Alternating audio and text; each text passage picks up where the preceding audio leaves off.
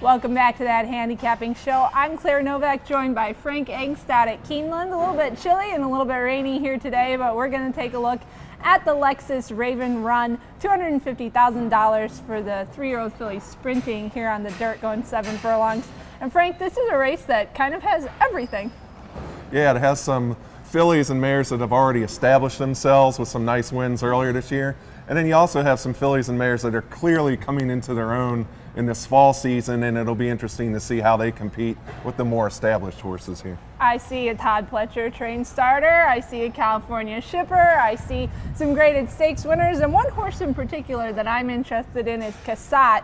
She's the Monmouth Oaks winner, and she has won on an off track. I'm not sure what it'll be here on Saturday, but she needs to rebound from a 5th place finish in the Cotillion Stakes. And trainer Larry Jones had said what they wanted to do was win the Cotillion with her and then go on to the Breeders' Cup, but of course that didn't happen, so she's here at Keeneland trying to pick up a little bit of redemption at the end of the year instead. And she's had a couple works here, one of which was very nice.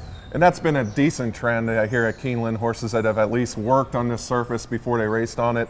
That definitely has helped out at this meet, so that's in her favor as well. The horse that I was looking at was Pirates Trove, who's won 3 races all on the poly track, but she has the breeding to take the dirt. I think a lot of people might dismiss that poly track and be nervous about the switch to dirt, but I suspect her odds will be high enough that I'll be willing to take that chance that she takes the dirt. Like I said, she's by Speightstown, so she figures to take to the dirt.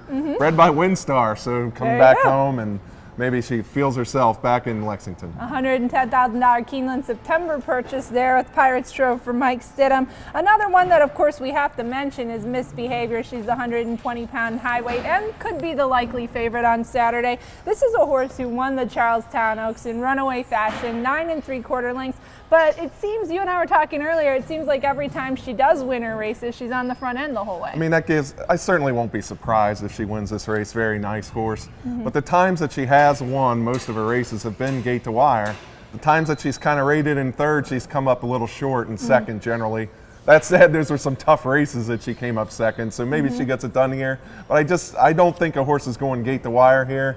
And I think she might be on the front end. And if she's not on the front end, I think maybe she comes up a little short again, just because that's what I've seen on the PPs to this point. And a couple other runners in here that we probably should give a mention to, at least Sweet Whiskey. She had a very good spring-summer season, has tailed off a little bit here recently. She was second in the Acorn, second in the Beaumont here on the poly track in the spring. Her last start, though, she was 6th in the Prioress. That's a race Misbehavior was second in. So I'm not quite sure if she's going to have the form to get back in that winner circle. And I'll probably have Pirates Trove over Misbehavior, and the other horse that I like to hit the trifecta, maybe second actually, is La Madrina.